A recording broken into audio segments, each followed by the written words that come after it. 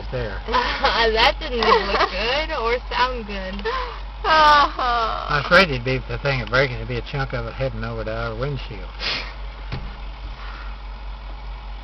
See, that's why we should them facing that way. That way, more room for it to land.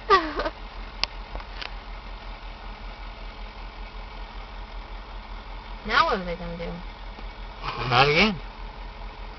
How's that thing attached? Bolts. Pull up there and I'll throw it in the truck.